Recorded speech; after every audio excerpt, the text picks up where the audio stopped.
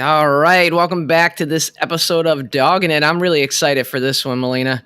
I don't know about you, man, and we've been going live quite a bit this week, man. It's good to get back into the swing of things. It's good to have you back, man. I know you wish you looked like me, buddy, but you forgot to change your name to Joey Ryan. Oh Instead it says shoot, hold Molina on. Mike on there. In case Oh, you it's a didn't know, cute. the name of the show is Dogging It. I'm Molina Mike. That's Joey Ryan, a pool player podcast. We got a great show lined up for you guys. We got Jeremy Jones on deck, and hopefully, all things go well, we'll have BJ Ussery a little bit later on in the hour, which we're real excited about. There was a big event coming up. Sorry, they just finished this past weekend, so lots of stuff to discuss. Joey, what are you looking forward to? Yeah, I want to talk to Jeremy about that event because it's one of those events where you had a bunch of Americans, you had Americans who I think surprised some people and did some good things. And for the last few years, whenever we had Jeremy on, we've talked about some of those up and coming players and like who might be on his radar. And I think maybe some things changed after this past weekend. So I'd love to get his take on it. So why don't we bring him in? Let's bring him in, buddy. Jeremy Hey, Jones, what's how are you, man? Good. How y'all doing, Joey, Mike, Good to see doing you, man. great, We're man. doing good. everyone Thank else? Yeah, thanks for jumping in with us. So, Jeremy, first I got to ask you, man. I gave Carl Boys a hard time when the player ambassador thing was announced because I'm like, don't you know pool players whine more than anything in the world? And now it sounds like you're going Anything. to be the one taking the brunt of that. What is your role as the Matchroom player ambassador now?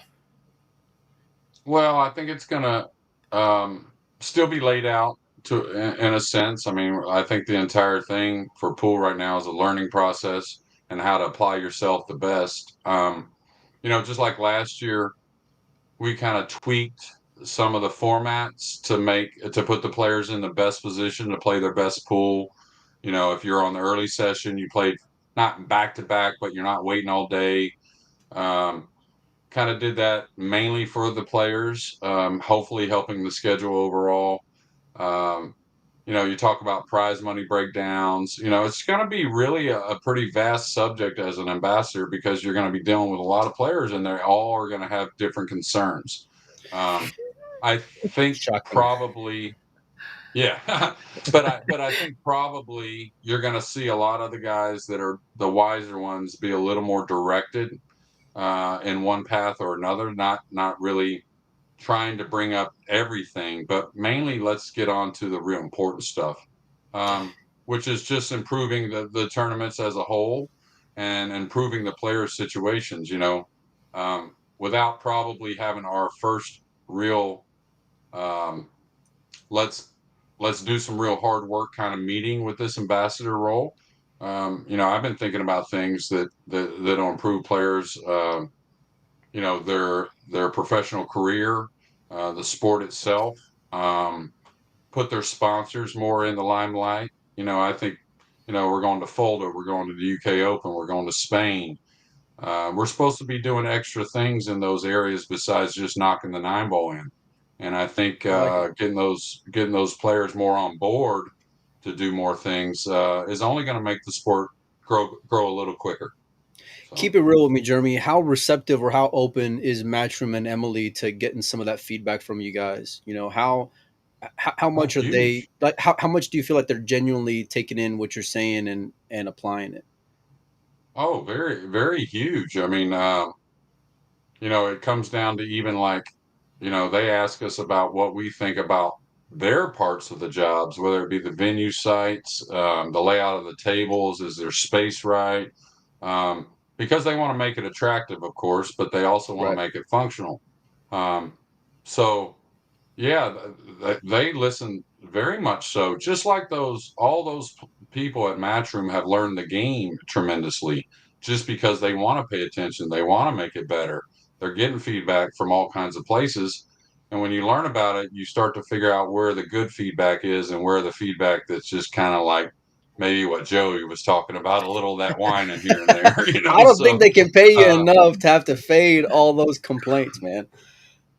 well, that's the difference, I think, in today's game to where we're still kind of holding on to that complaint, kind of like dark room, smoky atmosphere, to where these guys are looking towards, not only better in the game, making their bank accounts bigger, and that's a good motivation. I'm not saying it's always the best thing to think about, but it certainly will get you on board heading in the right direction. So I think that's a good point. Molina and I were talking the other day, and he was like, nothing puts me on tilt like someone saying, oh, that's why pool will never be big, or that's why pool, everybody seems to be, well, there's a lot of people that seem to be naysayers and, are always kind of pointing out the flaws in the game.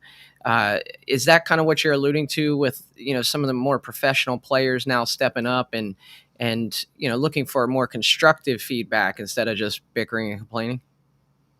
yeah, and it's almost like if you're around the tournaments, you see the guys hanging out, you see what sometimes you thought wasn't a friendship relationship, and you could tell it still isn't, but they still understand where they're learning from and what they're getting from. It's just like all the guys working out and stuff like that. It used to almost be the mood was like, I'm going to beat you my way when we're at the tournament. Now they kind of all beat each other the same ways, if that makes any kind of sense. And that's because they're just a little more collective and a little more professional. Well, there was a big event this past weekend, Jeremy, that had a lot of folks talking, put some guys on the radar who maybe weren't when it comes to more like vogue names. I want to just jump on into the guy who ended up snapping it off in BJ Ussery. What, if any, has he been on your radar over the last few years, and what did you take away from his performance, and what are you looking at to see from him in the next 12 months? Well, to be fair about BJ, when he first kind of got hot, won in some tournaments and beating some guys on the one-on-one matches. I think that was probably late 2000s, something like that, when I first started to hear his name. I'd heard it before that, but it kind of like went in a little bit spells here and there. Um, but I wasn't around him. I never really got to see him play. I heard about things, and read about things, and maybe one stream I got to see a few racks. But here in the last few years, I got to see him play a lot more. Um, and he's a bulldog. I think, at a guess, I think he might tell you the same thing. Probably most bulldogs, whether that's their biggest asset, it's sometimes their biggest flaw at the same time, meaning they can get little emotional about things, right? Or a little bit, Right. heated about things, or however you want to label it. But a player like that that's got a lot of skills and a lot of know-how, if they corral that and play more events, it's going to be a good thing for BJ. Jeremy, I'm not sure how closely you followed the Bob Stocks event, but he was down in most of the important matches down towards the end of that thing, including being down 10-3 in the final in a race to 13. And somebody pulled the fire alarm when he got back to 10-10. But he overcame a lot of adversity. And I brought up the point on the show the other day when we had Pinozzo on that, man, it shows that kind of grit, that kind of heart that the USA needs to be able to beat someone like Europe. But then Pinozzo brought up the point, like, if he's down 10-3, he already lost a race to 5. So how much does that type of scenario factor into your thinking when it comes to his potential for maybe being on a team like Team USA, where he's going to be playing races to 5? And it seemed like, at least in this event, he was a bit of a slow starter. Yeah, and I was that way in my career a lot. Fortunately, those races to 5 were few and far between as a professional. But just to make clear real quick, Joey referencing at the moment, I'm not the captain for 2023. We'll see what happens, but I think any captain or any person in that position looking at a player like BJ is, yeah, you could say maybe he was a slow starter on some things. He certainly couldn't have gone through the entire event like that. But you look at BJ, and that slow start might cost him a match in like the Mosconi. But if you look at the upside about it with a character like that, is he's going to learn quickly from it. He's Yeah. just that kind of guy, right? You can't be kind of what they call a weekend warrior and go compete like that if you can't learn quickly and you don't have a pretty sharp mind. So it's almost like the setting would help him, I think, probably not have that slow start so much, if that makes Yeah. any sense at all. So Do you Hey, think Melina, hold on one second. I just want to make sure people can hear us. Folks are saying they can't hear anything. I think Looks it's like on his Asia's. end? Yeah. Yeah. Okay. Okay. Go ahead, Melina. Sorry. No, I was gonna say, do you feel like that tenacity and more so maybe even being kind of an unknown to some of those Europeans? You think that that's something that could favor like the Americans having a guy like a BJ Ussery on Team USA?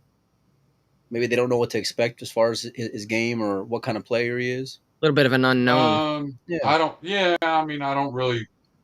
I give the Euros more credit than that. You know what I'm saying? Like the one yeah, thing about when you become a great player, okay, in anything, you become very involved in yourself. That's how you become great. And that's how, like, even though I'm out with playing an opponent, I'm playing the game by myself, right? When I'm playing my best yeah. pool. So I think that's going to be the characteristic. Now, the thing to me that I would look at a guy like BJ, especially if he got, more around it, more around the guys, I think, they rubbing off each other could do wonders. BJ could do wonders for some of the other players on the team if it happened to go that way. And the other players on the team could do a ton for BJ. But as far as the Euros really going one or the other, I think it would be more like an Earl situation kind of guy to me to really gets the crowd in a certain kind of energy that could affect them maybe a little bit more, but maybe not an unknown so much, I don't think. Jeremy, what about the young guy from New England, Lucas Werner, who really came a game away from winning the whole thing and beat Fedor Gorst in the event? What do you know about him, and what can you tell us about him? Well, really good, really, really good player at a young age. Watch him watch actually called it, I think, the match where he won the juniors at the International 2018, maybe. Maybe it was 19. I think it was 18, right before the pandemic. And I said it then that that's the type of kid that you could see turn the corner at any moment and become, just a top 20 or 30 player in the world, just the way his skill set was and the way he understood things at a young age. Then for a couple years, of course, pandemic happened, and we didn't see a lot of people that were right there. And now he's back applying himself. He's getting out there playing more in the bigger tournaments, and you kind of just expected him to evolve and to maybe not winning the events yet, but being up there. I mean, he's super solid. I mean, there's a lot of kids like him. Is he one of these guys where you're hoping that he's attending more? If I know you mentioned you're not the USA captain formally yet, or Yeah, when not will knowing we if you know will that? be. By the way, Yeah, which by the way, that's a whole other subject that we need to dive into in and of itself. well, But Okay, because yeah, yeah, hold like, yeah. on, let because last Well, year don't we get me were. wrong. Yeah, I want the job. Don't you know yeah. me? I want to try and win, but just make sure no one out there gets confused. You know what I'm saying? So. Well, I Well, guess last year when we were in Vegas in February, it was announced because you came on and you spoke with us on the show. I think February or March, and so here we are at the end of April. So when do you think that will be announced? Do you have any indications? I think Emily will probably do something pretty soon. She's got her hands full um, with a lot of stuff. I think she's very happy with what the American progress is, believe it or not, even though everyone else wants more immediately. It's just not how that ball rolls. It takes time, right? Hmm. But to get back to your other question, Lucas, BJ, Justin Hall, Chip Compton, Josh Roberts, all these other young kids, Trenton White, every one of them. It doesn't matter who they are. They all need to be in those events. I mean, 1995, I was a pretty damn good player, and I was rooming with Johnny Archer, and I was like, Johnny, I mean, I'm like, I'm playing good, but I'm missing something. And he told me, he says, the only way you're going to get better is go play the best players. And that's exactly what I did. And I won one match out of 7 events the first tournament, the first year. Um, but I stuck with it, that's and an incredible it stat. worked. One match out of 7 events in the year. Yeah, I Wow. kind of, laid a few turds here and there, you know what I mean? So that's the way that went. but I but I love the learned honesty, from them man. because they were awfully stinky. I'll tell you that. Yeah. Yeah. Well, I, I'm glad to hear you say that, Jeremy, because there's different schools of thought out there, and especially now that there's a handicapping system for everybody in the country, the Fargo rate. There's a lot of these tournaments that are capped, and I keep kind of trying to preach the gospel of what you just said. The only way you're really going to get better is to play better players, and then there's a counter argument to that, like, well, what good does it do to watch somebody run 7 racks on me when I could, play somebody closer to my speed and get more time at the table? But I'm glad to hear you say that. And, I truly think that is the way to get better too, right? Because I've said it before, you play that person and you beat them 0 out of 10 times, and then all of a sudden you beat them once. And by the time you're beating them 3 or 4 times out of 10, you're really just as good as them. You just haven't believed it yet. And when you believe it, now you're beating them 6 or 7 times out of 10. That progression. Do you kind of agree with that, or have I been blowing smoke and being an idiot all this time? No, and Yes, yes, I Joey. agree with that too. There's circumstances to all that kind of stuff. Like I said, I was already a really good player. I really was supposed to be in that setting as a pro. Um, so I was there to learn, but also there to compete. To where you got to pick out your setting that puts you in the right situation at the right time, because you do want to be knocking balls in, of course, but again, and once you get better, you start to realize the game's more worried about what you're doing, and then you kind of ignore. I mean, Efren beat me, I think, the first 8 times I played him. Um, and now I'm about 50-50, the record, to be honest with you. I might be a match or two short of 50-50. So, sometimes things just take a little time to evolve. But I Do do you agree feel with like you. I this? do agree with you, Joey, as far as, yeah, you got to get, it's a bumps and bruises game, in my opinion. So, Yeah. Don't co-sign anything Joey says. You're just yeah, that's not a good look. No, I'm kidding. Do you feel like these ranking events that are popping up and everything that's being scheduled, like what happened this past weekend, just shows that if you work hard and if you go out and play, then you got a real shot at making the team. Like is a win for a guy like BJ and coming in second place for a guy like Lucas, just kind of solidify the philosophy that Matchroom's selling out there. yeah, absolutely. And you know, it wasn't that long ago, America was one of the top countries, if not the top country in the game. And it wasn't like other teams didn't play it or whatever. They just took it to another level. And maybe, like Joey said, maybe some things happen in our country that doesn't happen in other countries. Like Philippines, if they see some talent, right? And nothing against leagues. I love leagues, and I think they got their place, but there isn't a league guy over there saying, "Oh, I see that talent right there. Let me grab him on my team and teach him how to play safe." That ain't happening, right? They're teaching Teach them him or how to not. sandbag. Yeah, well, I mean, that's character, right? But even if, I see it all the time in leagues, somebody will call a timeout and say, "No, just bump it over here," instead of the kid banking the ball in like he's supposed to learn how to do, right? And Yeah. so, if we get a little separation there and a little mindset to really train these players, and they're doing the right things, playing those tournaments to get the training, um, but just kind of ignore winning a little bit. Yeah. Jeremy, you're so busy. Now you're the player ambassador from Matchroom. You're commentating events. You're all over the place. What's your schedule look like in next coming months? Well, I've been teaching a lot. I just had a man come in from New Mexico for a couple days, another one coming in for a couple days from California. So I'm home another week and a half doing some teaching. Going to Doc Reyes's birthday, which is good. I mean, not birthday, excuse me, Nice. wedding, which is going to be fun. And then off to the Whirlpool Masters on the 8th. So I'll be overseas for about 8 days, I think. Then I'll come home. I think I'm going to go to St. Louis for a few days to do a little stuff with some teaching. And then, unfortunately, I'm not going to be able to play Buffaloes, which I'm pretty upset about. Yeah, because I have to leave for the UK Open. Oh, I think the morning of the final day. So, um, little, like I said, a little bummed about that one. I planned on playing there, and then big month in June and July going to Spain, right? For those two events, that would be the Spanish Open and the World Cup of Pool.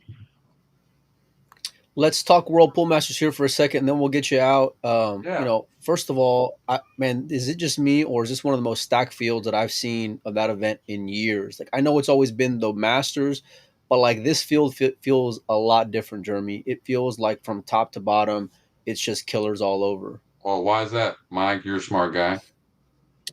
Well, I mean, if the world's back open, I feel like and it's just 14, there's top guys all over the 14 world. off rankings, and it's only been a Yeah, year of well, rankings, right? yeah. 14 out But of then I think 16 off they've also rankings. paid attention to seeing a guy like Sufi in there, who had an amazing run in this year's World Championship, letting a guy like him play the event and he can go and create some magic again.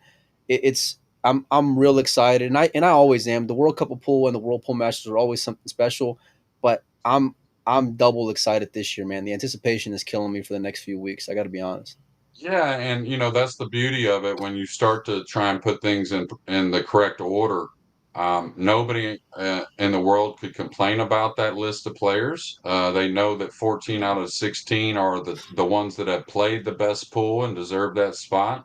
Of course, any great event would hold a couple spots for sponsor exemption, wild cards, whatever you want to call it, to Yeah. make the field even better. And I think it's just going to get more solidified, and just all those types of tournaments are going to get better and better.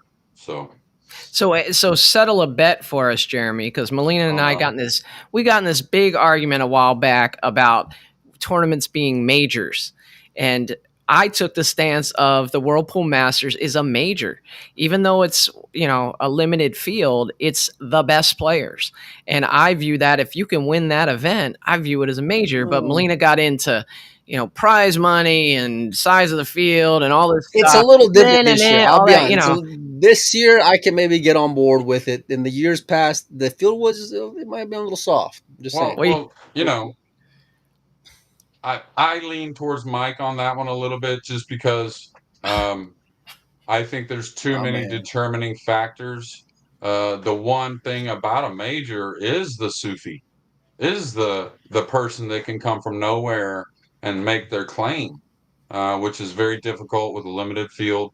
I think Matchroom would tell you the same thing, to be honest with you. Now, when we come to specialty events, or let's say reward events for doing so well, yeah, it's an incredible event. It's almost like the Mosconi Cup in a sense, as far as you deserve to get there. You're going to play incredible pool. The atmosphere is going to be great. But the Mosconi is a major event in our pool world, but I wouldn't call it a major myself. Just Give me like a the World winner. fine. Pool Give Masters, huh? Hold on. give me a winner. I need a winner. I need a prediction. I need you to go Yeah, I out on a forgot limb to for ask us what here. y'all were betting, by the way, but we'll keep Well, that. Joey will you're be not paying getting up a a cut dinner. now, Yeah. Jeremy. Forget it. No, okay. There's an I was gonna NDA cut. on He'll that get one. some There's an jelly. NDA on that Yeah. one, Joey. Yeah, So I was gonna cut you Yeah. off a little something, but not now. Yeah. But yeah, but does hey, that make any Jeremy, sense to you? It's a major it event, of does. course, but to call it a major, I I think know. it takes away too much of the storyline of a major event. So, Well, the big one that we Someone for Nozo argued smiling was too. Derby City Nine Ball. We argued that one for a couple Yeah. days, and I think you can make a case on either side of that one. But it was Pinozzo was the one fighting, saying no, it's not a major. But uh, yeah, I mean, I saw that episode. I actually made some comments on that episode. I Believe it or remember. not, I tune in when I'm not on the show. So, thank you. yeah, We yeah, appreciate and that. I kind of agree with Mike a little bit on that one too, just because the format. I think everything else is there to really make it the major, um, but the buy at the end of the event kind of bothers me for a major. Redrawing the same players kind of bothers me for a major. We know we might get a draw somewhere early that we really like, and we might even get two of them, but we know we're not getting a nice draw in One at round the end. six in a major event. It's just Yeah, not happening. You might get somebody your favorite, but you're not getting a nice draw. So, yeah. So you mentioned Muhammad Sufi, and mhm. your reputation for coaching is top notch. If you were coaching Muhammad Sufi, would you slow him down? um, I don't think Sufi has to slow he's just got to slow himself down. I think the stroke would slow down on its own. And be honest with you, if you watch the matches, it did. It's almost like when you get in the zone, people don't realize what happens when you get in the zone. Everything calms down. It may not calm down tremendously where you can visually see it as much as you think you can, but when you knock some balls in, everything calms down.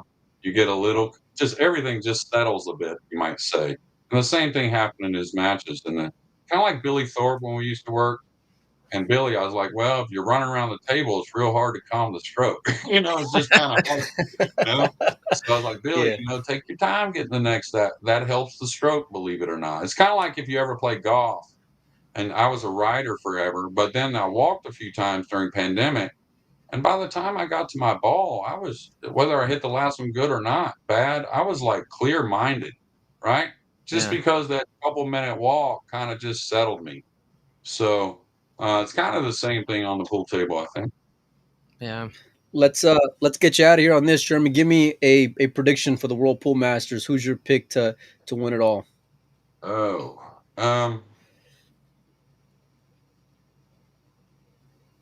It's a live show, by the way, Jeremy. I know. All right. So I'm going to go with, Okay. and I hate to sound redundant, but someone just asked me yesterday about why SVB has fallen off, and I was like, well, I don't think he's really fallen off. He's just guys are getting up there with him, right? FSR is playing incredible, but I'm going to go with the South Dakota kid. I like it, especially him playing full time in the Philippines over the last few weeks leading up to the event. He's going to be in dead stroke, so that's a pretty good pick in my opinion. I I got think he one. gets. I got. Oh, sorry. Go ahead. I I was was gonna. just going to say, I think he gets there early to England as well, coming from the Philippines, which I think is going to do him well as far as winning the events. I got one more question for you, Jeremy, before we let you go. We talked, about BJ and his performance before, and I know you said that you haven't been named captain yet, but put yourself in BJ's shoes with the way that he just performed in this event. What advice would you give him from here on out to give himself the best chance of making the team this year? Just match time. Get in as many of those tournaments. Be there. If it says it's full, ask 3 or 4 more times about getting in the event. I mean, just do whatever you can to get those matches in. Obviously, BJ, it seems like to me, without really knowing him, we've only talked, limited words. So it seems like to me he's not going to an event saying, "Oh, maybe." He feels pretty good. He's a confident player, I think. Um, so of course, a lot of matches, all as much as he can, keep showing everyone what he can do, and then probably work it out where he can up his training time as much as he can. I know he works, so that's a hard ticket. You gotta kind of figure it out. But any more time on the table, I don't think he's gonna regress. He just doesn't seem like that kind of person. He just seems like he's gonna get better and better. Yeah. Well, Jeremy, we appreciate you taking time for coming on. I know it was kind of last minute when we hit you up, but you're always a great interview, and we look forward to talking with you real soon. Yeah, absolutely. Good luck, and we'll see you soon. Thanks, Jeremy. Later, buddy. See you later. I love getting him on here, Mike. It's almost like he's an encyclopedia of pool knowledge, and any question you ask him, it's well thought out. Even when we ask him a bad question, he always expands on it and does a great job. He's a great interview. Well, it's part of why people enjoy his commentary is that he's so sharp on the fly, and I feel like we could go on with him for the next 2 hours and not have a dull moment, right? That's part of the greatness that is Jeremy Jones. But yeah, and what I appreciate with him is that he's always open to come on the show. After the Mosconi Cup, he had reached out, hey, do you want to do something? Even whenever the Americans were down, I remember after day 2 Oh, of the yeah. Mosconi Cup, he was down to come on. Like, Remember it when don't the matter when it Europeans is. wouldn't come on? You remember when the Europeans wouldn't And come on? Jeremy came those on. soft MFC didn't want Laley and them didn't want no part of coming on when after they had one bad day. Yeah. Turkeys. But the Americans sure were down. Yeah. But you know what? Sure. I got to talk to Jeremy because next time he agreed with like 3 things that you and I were conflicted on. He agreed with you on like 3 of those things. So next time I got to talk to him, man. He's got to back me up a little bit, Well, we got another guest on the show, Joey, and I'm real excited for this one. We've been working hard at this interview over the last couple of days, so let's go ahead and bring him on. I'll let you introduce him, Joey. All right. Well, we got with us the champion of the Bob Stocks Memorial Tournament, BJ Ussery. How's it going, BJ? What's up, fellas? Real good, man. Real good. Man, well, first of all, congratulations on a great event, man. I appreciate it, man. It was tough. It was satisfying, to be honest with you. First pro event in probably 2 or 3 months. Satisfying, but a lot of work to do. Did you spend all the money yet, BJ? Of course, man. I support the local economy. How did you go celebrate after the win? What, like, did you go eat a good dinner? What was the Hey, celebration like? we got right in the car, drove home. Uh, had to go back to work, get some stuff done on Monday, But I mean, I tipped out probably $500-$600 to the wait staff, the bartenders, and the referees. That was the celebration, and so I take some of that, It's class. pass it on, fellas. That's awesome. I know, Wow. BJ, I know from being from the East Coast myself and seeing you run up and down the East Coast, I know you've had a lot of tournament wins. Would you say this is your biggest tournament win? As far as prestige as possible, I won a Florida Pro Tour 10 ball event in 2006. Those were big events, man. Oh, Not yeah. say they can win. They won those events. 3 years ago, I think I won the Mucci Open. Uh, that I remember, yeah. that was the second year they had it. It's stellar in Palm Harbor. So I mean, as far as prestige, would it be a match room? I'd definitely say yes. But as far as overall field strength, I'm not 100% certain. You know, Do, do you feel like an event like this, let me ask you this: going into the event, was it more so I want to win the event, get the money, or is it more like, this is going to kind of put me on the map when it comes to the Mosconi Cup, and that's where I belong, that's where I deserve to be at? in all honesty, I'm at a spot where I was going there to test myself. I paid for the first matchroom event in Connecticut, and because of my father being sick, I wasn't able to get out that many days. So for this one, I had already paid, and I'm like, I'm gonna go test myself, see where I stand, because I haven't really been motivated. Haven't really been practicing like I should. Not because I don't have time, but because there was no motivation. You know, so the win kind of lets me know that I'm not that far off. You know, Well, I say you passed the test, BJ. So take us through the event, day one of the event. Was it one of those events where things were just clicking and you felt good all along, or did you have to kind of get into your rhythm a little bit? Tell us about the early rounds.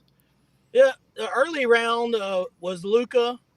I felt pretty good because, and this is gonna sound bad, but I came in on Saturday and Luca was just getting out of the car.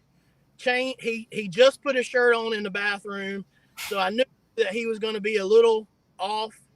And even though I wasn't, you know, necessarily 100% ready, I felt like he wasn't going to be ready either. Yeah. And that's exactly how it worked out. Giving him some credit, he didn't play as good as he could have for me to win that match. My second match was a tester. The guy I played, I can't remember his name, but he's from Paraguay, and the guy could play. I Huh. mean, defensive, he kicked well. He didn't break as good as some of the other guys. He was bringing his cue ball back toward the side pocket and having a chance to scratch. He actually scratched on the break twice, which cost him the set. But the guy played good. He's not there from another country for nothing. You Right. Yeah. know, and then the third match with Fedor, by then I was playing pretty good. Fedor only had one match under his belt because he had a bye. A lot of sitting around for him. Maybe I got a little fortunate. With him conceding the 9 ball, the match went from 5-3 to 6-4, and I'm on the hill. Yeah. And then I did play good too. I played myself into playing good on Saturday. But that's how Saturday went. Sunday was a little different, but that's how Saturday went.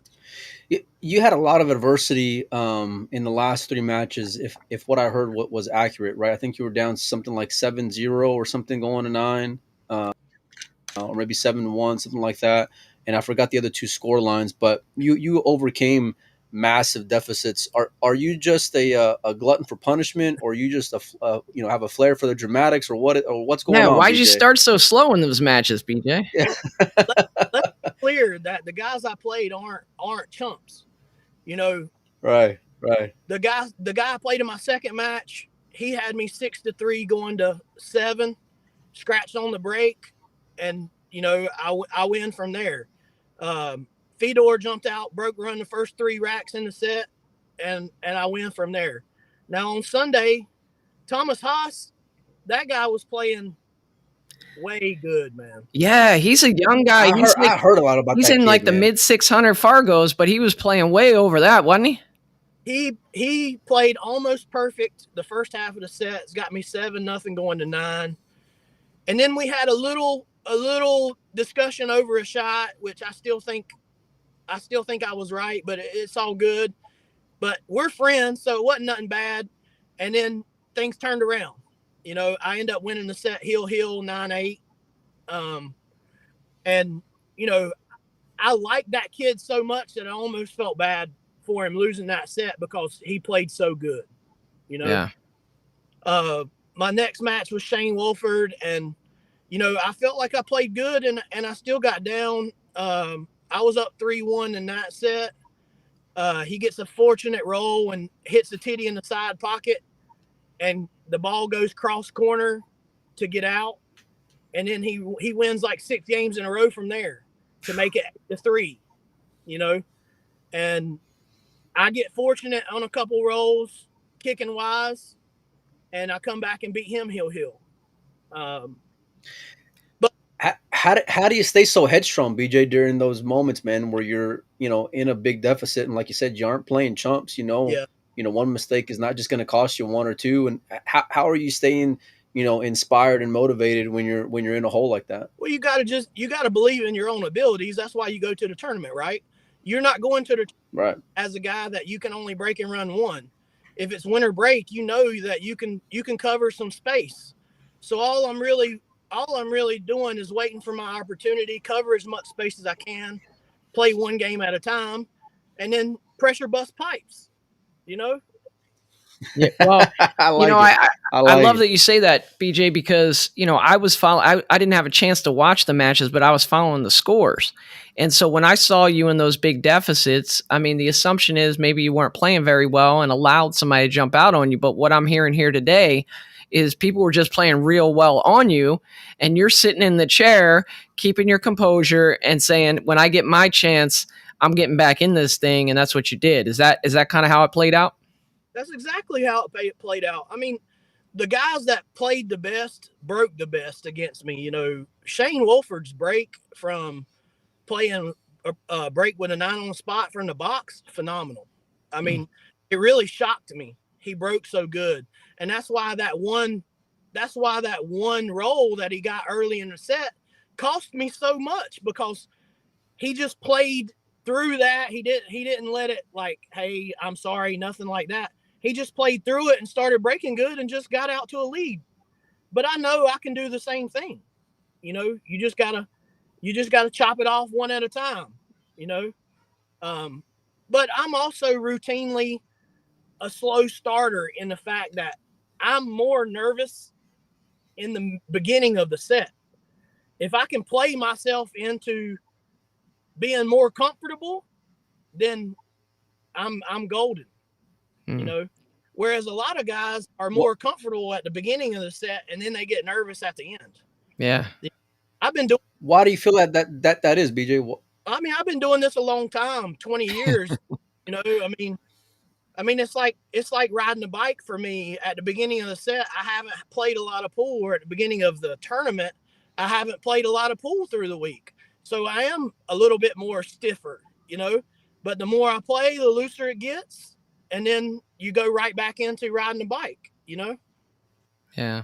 So, BJ, a lot of people, I think, over the last few years have been a little frustrated with the U.S.'s performance in the Mosconi Cup. And so when they see a name like yours pop up and see how well you played and some of the names that you beat, I think there's a little bit of hope, like, hey, maybe this guy is just the spark that we need. I mean, do you feel like you could help a Team USA if selected? I mean, I think it's a possibility. I mean, I'd like to see some new blood. I'd like to see some guys. I don't think age has as big a thing with pool as people make it out to be, because really we're talking about an exaggerated board game. So at 45 or 50 and 20 years old, it's the same. We're not running a marathon, but I ain't got to outrun the kids in the parking lot. Yeah. We just got to play some pool. It's like chess, I'll tell you, some of them Europeans ain't trying to see you in the parking lot, BJ. I can guarantee you that. About, hey, talking about a foot race. I'm not foot racing. Yeah. I mean, so I'd like to see some fresh blood. I mean, my biggest argument over the past few years is that some of the picks are very debatable. Like maybe the guy, and I know that these guys play super well. We're not gonna debate that they don't play well, but Right. what have they won? What big regional events, what pro events have they won in their career? So why are we giving them the chance above some of the guys that are older that have won things? Yeah. Well, this win right here, really puts you in contention for the remainder of the year, as far as being on the radar for an American pick. What are your goals or what are your plans over the next few months to kind of follow up on that? Does it kind of inspire you or motivate you to play more of these ranking events to make a legitimate run at making the Mosconi Yeah, I Cup? mean, you could get there on points realistically. Yeah. Well, I mean, I think realistically, I could. The plan before this weekend was I had no plan, but the plan. Let's be honest, you know. So the plan moving forward that I've come up with is I'm gonna try to get to Sacramento. I talked to Oscar through Messenger the other day. I'm gonna try to get to Iowa, and that's in July. Those are the U.S. tournaments, and then I'll reassess it from there.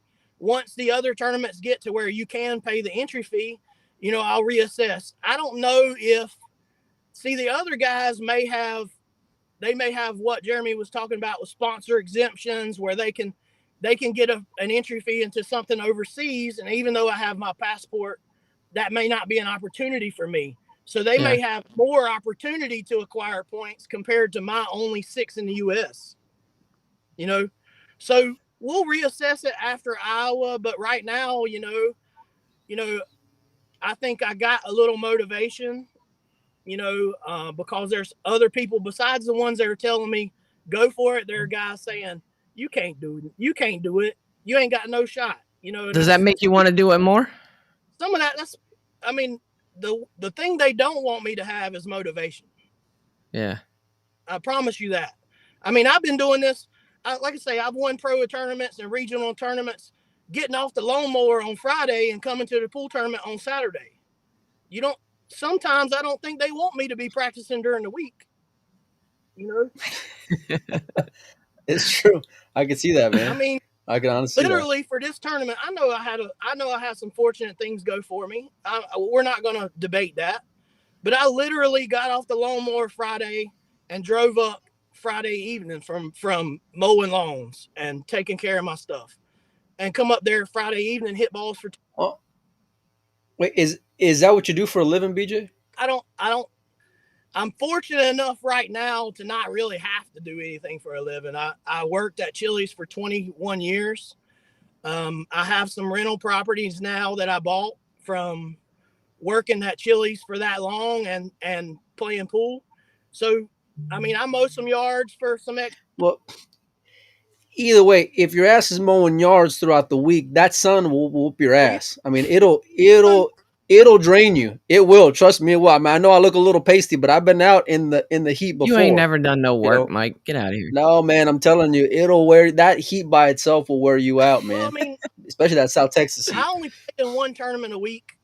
Smoke and Q in Charlotte has a tournament. I'm here on Wednesday night tonight, and I told them just to forfeit me, but I still showed up. They have a big break and run, so I only do that. But hey, I'm down for any good player that lives in this little area to play and practice and work together. I've made that offer to a lot of players so that we can work together and get better together. But Americans don't want to get better together because they feel like if they help somebody else get better, they're taking money out of their own pockets. Yeah. BJ, when I think about you and your game, I don't know if you remember, but we played a couple times back on the Planet Pool Tour. You don't remember because you beat me a couple times we played. I always remember the people that beat me, not the people I beat, so I'm sure you don't remember. But one thing I was always impressed by was almost every tournament you got into, like you never went 2 and out, 3 and out. You were always getting deep. Even if you didn't have your A game, you had, like, you epitomized the word grind when it comes to pool. Is that something that you kind of you embrace and you hold on to and you think about when you're playing, just grinding it out and getting every piece you can till you get there? Yeah, of course, but it's because of the way I've had to do it. When I was young, I'm working a 40-hour a week job to pay my entry fee and pay gas to get to the tournament.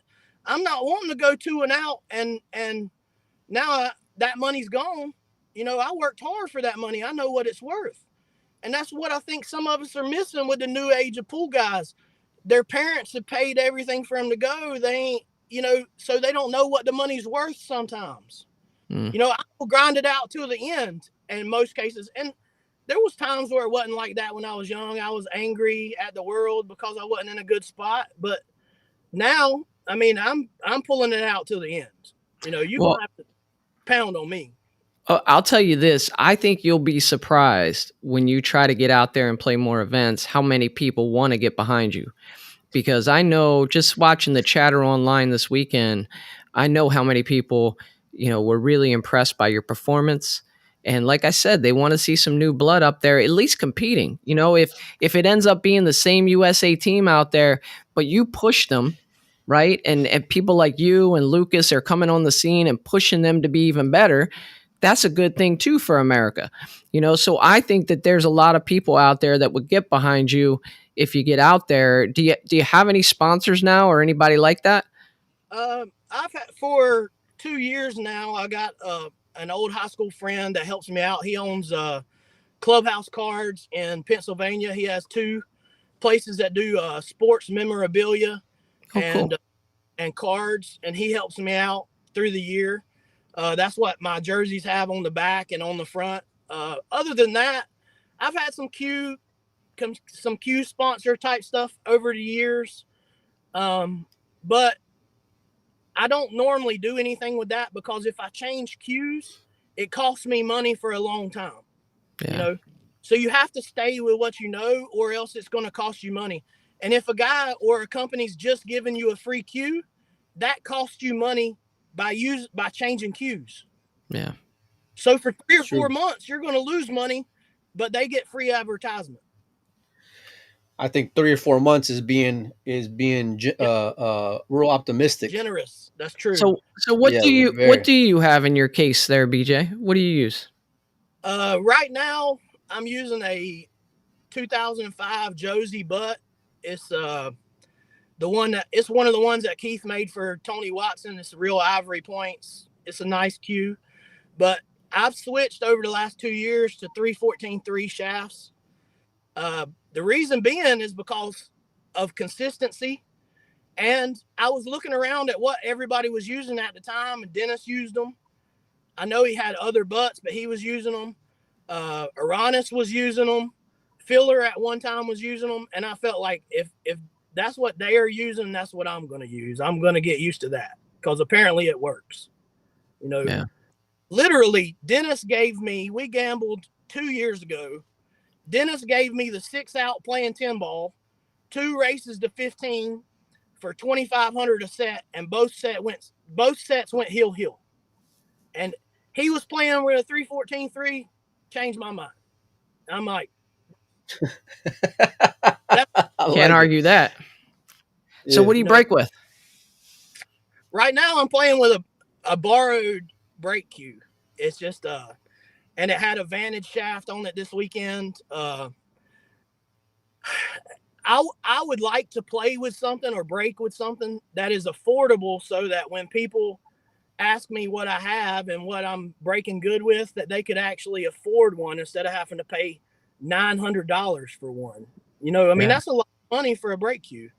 I've ordered a J Flowers one because it was only like $370, but they're on back order and they keep telling me I'm not going to get it till the end of next month. So I was supposed to have that to play with, but now it's just a borrowed one. And I actually used a Vantage Predator shaft with just a random butt this past weekend.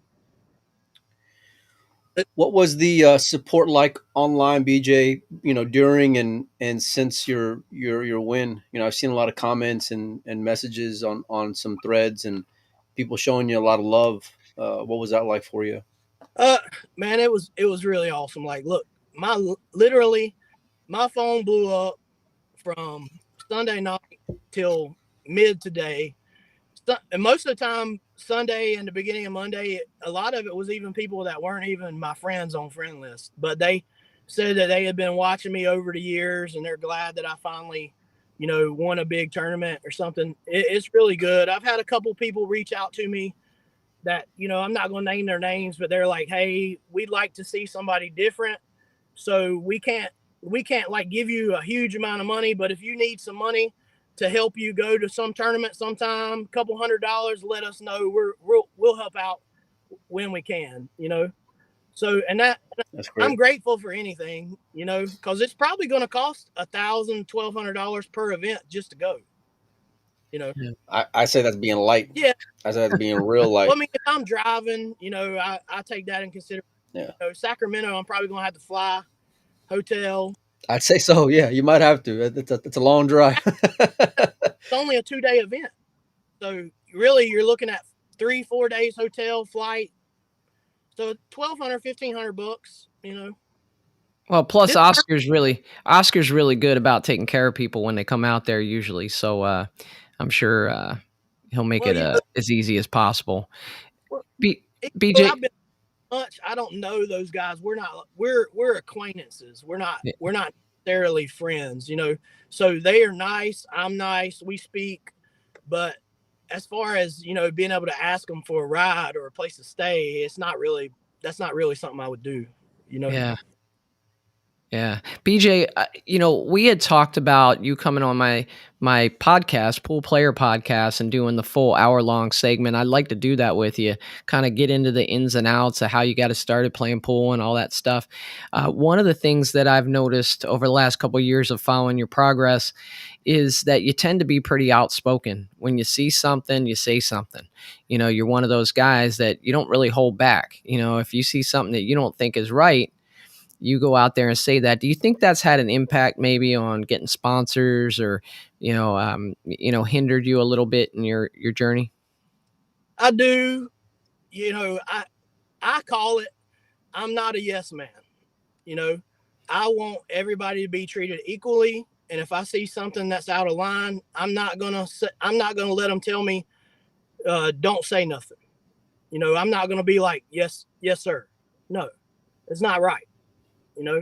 And people buck up to that. They don't like that because they're invested in somebody who is invested in that system, right? I'm not invested in anything. I don't have anything, whatever. I can do without it. I want to be involved, but my integrity is worth a lot more than lying to somebody, I mean, so I do think it's hurt me, but I am one of the people that we can have difference in opinions and still be friends. The problem is that everybody's not like that. Right. Agreed. And I like that way of thinking, man. Yeah. You got all my respect for it. It takes a certain person to kind of say what's on their mind, no matter what. But you can still be respectful and appreciate those with differences that are around you. Yeah. I feel like that's a great balance in all things, in life. About just an example of integrity. Somebody put this on the little thing right there. Nobody said nothing, but my first match with Luca, it's 1-1 in a race to 7. He's shooting the wrong ball. And I said, hey, whoa, what are you doing? The 3 ball's on the table. He's shooting the 4 ball. And everybody's like, what are you doing? I said, my integrity is worth more than the entry fee. I love that. I do that stuff too, and people tell me I'm crazy. You're not going to talk about me on Facebook forever because we're on the cream table and I didn't tell somebody. No. Yeah. Would you have done it at Hill? Yes. Hey, I call fouls on myself. Ask the guys that play me. I touch a cue ball, you don't see it. I call fouls on myself. Yeah. That's just the way I've been brought up. My mother brought me up that your integrity is worth more than that other little stuff. Yeah. I love that, man. I know. It's real easy to root for a guy like that. The thing you said earlier, Mike, that really got me was about having a break cue or something that other people would see him play with and be able to afford. That's super cool. That's like, if you think about it, Sky Woodward and his sponsorship with Q-Tech, he doesn't use the Breach. He doesn't use the $600, $700 Q. He uses a lot less expensive version, the Surge, and it kind of reminded me of that. BJ, I wish you all the best, man. I could see you fitting in on a team with Sky Woodward and Billy Thorpe and guys like that. Because it just seems like you have this workman-like effort. Like, if it would be time to get down and go to business.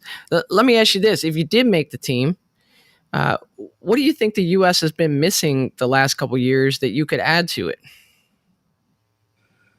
In all honesty, I think with the format, they really aren't missing a whole lot. The format has a lot of luck involved. I like the U.S.'s chances better with the 9 on the spot break from the box format break, because it puts more opportunities in each game. There's not as many break and run outs. I think the European side of it is a more shooter's game. Not that they can't move, but they're way better at the offensive side of pool. Jason Shaw, Josh Filler, Gorse. Offensively, those guys are off the charts. So that where the U.S. has an opportunity is when you can get into the uglier games and maybe win some sets. So I think that'll help us out. I mean, I think it's more being fortunate. I think the guys that were on the team did the best job they can. It wasn't like they just played bad. I mean, right. The opportunities just weren't there. I mean, what was it this past year? We were in it to day 2, day 3, end of day 2, beginning of day 3. Yeah. I mean, that's all you can help. Sky had a chance to tie it up. Yeah, that's all you can hope for, is to be there. I mean, the races are so short. And then this past year, I want to say the pockets were way bigger. 2 years ago, I felt like the pockets were tighter when I watched. I think wasn't this a year that the sides were like ridiculously small? Wasn't it, Mike? Yeah, I think so. I don't remember. Yeah. Let me ask you this, BJ, with the selection, like, you're from North Carolina, the selection of Earl Strickland, another North Carolinian. How'd you feel that worked out for Team USA? Do you feel like he had earned throughout his career one more shot at Mosconi Cup, or do you think that maybe that wasn't the right pick? I actually liked it because I really didn't feel like anybody else had made distanced themselves from the other group, the other people. Like, one thing that gives Matchroom some legitimacy is that it's debatable, right?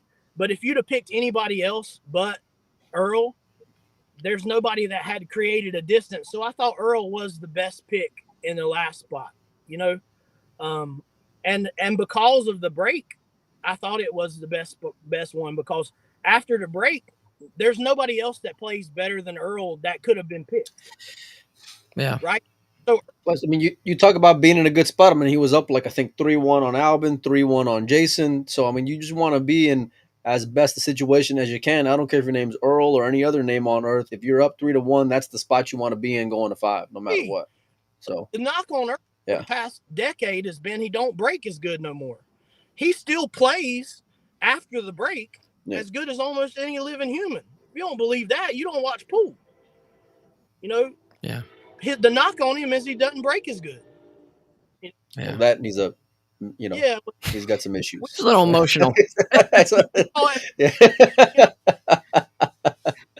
Which, it's interesting, BJ, because when we had Jeremy on, I know you heard some of that interview. You were in the green room there. But earlier, before you came in, we asked him his thoughts on you, and he had a lot of positive things to say. And one of those things that he said was that he kind of like views you as maybe a little bit of an emotional player. And, it's kind of interesting how you'd be able to control those emotions, throughout a match. Do you view yourself that way? I think when I was younger, I was a lot more emotional, and I got out to a lot more tournaments, and I couldn't control myself in my youth. But you have to understand, I didn't get out to tournaments when I was 13 or 14 like these guys are now. So, in my 20s, I may have been in the same spot that they are when they're out here at tournaments at 16, 17, 18. and those guys remember me from then. You know, we're all not perfect. I mean, probably like I think 3 years ago, I broke a cue on a live stream. I mean, it was a shorty radial pin cue, but it was. It had a hairline fracture already in it. You know what I Hey, mean? So our buddy in Florida, Dominic Dunn, breaks a cue a yeah, week, so don't worry about it, man. I mean, so I'm not perfect, but like this weekend, for example, I could have lost those matches, and you didn't see me getting emotional, sitting in a chair. You didn't see me mouthing off to anybody. You know, I mean, I'm in a much better spot in my life now than I was 10 years ago, and I say that has something to do with it. You know. Yeah. well, BJ, we appreciate you coming on. You showed a lot of toughness and grit, and Jeremy, described you as a bulldog in a positive way. As far as what kind of mental character you have, and you won a lot of fans over with your play, but I'd say you won a lot more fans over with your story and who you are as a person coming on here. For those that don't know, BJ, we worked our asses off with BJ trying to get him on and try to get his phone situated and get good service, and and to his credit, he was real He open with stuck it with and us. and flexible. Yeah, Yeah, for sure. it's not good internet out in North Carolina, Kentucky, somewhere. Look, I live at the bottom of a hill, man. I mean, our internet, you know, I mean, now Yeah. I have done Zoom calls and they come out pretty good, but this one here didn't Yeah. want to work. It's all good, man. We So appreciate you, man. We wish you all the luck in the world as well, BJ. Uh, I got one more question. yeah. Go ahead, Joey. I got one more question, BJ. That North Carolina has a history of great players coming out of there, and I'm just curious. Outside of Earl Strickland, who were some of your influences out there in terms of great players that you competed against as you were coming up, and at the end of it, where do you kind of see yourself fitting into that landscape? Well, I mean, I could go through some names. When I was coming up, the best players in my little area was Chewbacca, Derek Leonard, Shannon Fitch. When you branched out a little bit outside of that High Point Greensboro area, you had Sparky Farrell, Sammy Monday, Keith Bennett, Tony Watson. Mm. What is the guy? The Charlie Bryant lived in Hickory. Yep. Uh, Yep. and nowadays, even coming up, Keith Bennett was such a look. Keith Bennett is an underrated player. Them guys think that guy Mm-hmm. can't play. He can play. You know, Yeah, you can. but in all honesty, at about 41, 42, I felt like something just clicked. And kicking wise, I felt like I got better. Uh, Mentally wise, I got better. And I feel like now I'm the better player. I don't feel like I've gotten past Earl, because Earl is just Earl's a champ. I can't give him enough credit, but as far as everybody else, I think on my best day when they played their best pool, I still beat them. Well, That's it all. showed this past weekend, man. So, congratulations, BJ. Like I said, we wish you all the luck in the world and all the roles, and just keep it going, man. I feel like a lot of people want to see you play more pool now, and we hopefully, get to enjoy that. Hey, I appreciate it. Hey, I wanted to say something, about the young guys, man. People did Yeah, that stream. Literally, Shane Wolford and Luca played phenomenal. And I mean, I know I won, but the difference in those sets was like fishing string. You know, I mean, it literally could have went either way. And we talk, and you know, we're competitors, so sometimes you have issues. But them guys played phenomenal, man. They don't have nothing to hang their head on. You know. Right. Hey, BJ, I completely forgot to ask this question. What in the world happened at 10 to 10 with the fire alarm? Dude, And how do you regroup from that? I heard you scratched how on do the we miss next that? break. You scratched on the next break. You had every reason in the world to lose that set, and you had a perfectly good excuse, which as a pool player, we all need that. You had it right there, but then you still bared down and won it. What in the world happened? literally at 10-10, when I got it to 10, I took a break, right? I go in the bathroom, I'm washing my hands, I come out and the fire alarm's going off. So I've already told him I'm taking a break, and it's going off. It was so loud in there. I went down the stairs and got sick going down the stairs because the noise is made to make your nervous system a little messed up. I had to go outside. I stood outside in the parking lot and had them call me when it was over. Everybody else stayed in the building. I wasn't staying through that. That shit, it made me sick. Jeez. So that It still came out with the W. That may have helped me over them because they stayed there. I tell you a fun thing. At 10:10, I'm getting ready to break. I literally said on the stream, this is the point where I break perfect and the cue ball goes 2 rails on the side. Bam. Exactly what it did. Called your shot. Exactly. The guys, they're like, that's crazy that he said that. I broke perfect. Cue ball goes 2 rails and just creeps in the side, you know? Jeez. Well, BJ, you know, this has been awesome, man. I look at the comments here. People love this interview. Great interview. I'm really happy with it, and really happy for you, man. You know, I know you've grinded out a living doing this and working along with it and stuff. And like I said, I've seen you run up and down the East Coast for years now, you know, and I really feel like this was deserved, well deserved, and you earned it, man. And anything we can do to help you out in the future, you let us know, man. Hey, I appreciate it, guys. I really do. Thanks for sticking with me so I can, you know, tell these people a little bit about what's going on. They can actually see my personality instead of hearing what people tell them, you know? Exactly. Yep. That's what we're all about. You, yep. See you, bud. All right, guys. All right. See you. What do you say, Joe? I love that guy. Seriously. I mean, like, if he doesn't epitomize like the word like workman, you know, like a workman effort to go out there. Yeah. Like he just got down and did it. And, you know, if you look at what did he go for in a Calcutta, Mike? I want to say it was like 500. I feel. It couldn't have been more than 500. Couldn't have been. You got Federer went for 4,000 in that Calcutta. You know, Tyler's going for 1,500 or 1,000. Shane's going for 1,500 or 1,000, and he goes for like, you know, a few $100s. Man, what a great performance by BJ Ussery. I hope he continues to travel. You know, I would encourage anybody in here, if you know, even if you don't know BJ, hit him up or something. And if you could help him to get to some of these events, you know, help him out, you know, kick him a little bit of cash here or there, because I'd love to see him out there competing and going after this thing. I think he's got a good shot at it now. I like his demeanor and disposition. You know, he's a grinder and, you know, he's got a lot of heart in the world. It seems like just the way he faces adversity and just his attitude going into it in general, you know.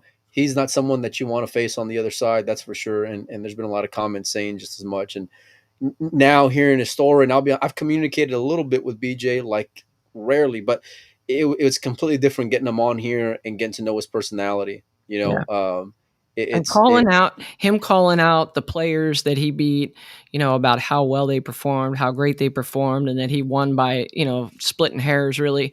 And then calling out Tom Haas. I used to play his dad, Scott Haas, good player from Pennsylvania, and his son now made a huge run in that event and was beating all kinds. I think he played like almost, you know, close to 800 speed Fargo, even though he's like a 650 or something. And, you know, BJ, even though I forgot to say something about it, and I know the kid's dad, you know, BJ called him out and said how great he played in that event. So I think that's just great. It shows his humility. It shows that, you know, he's a solid guy and obviously a great player.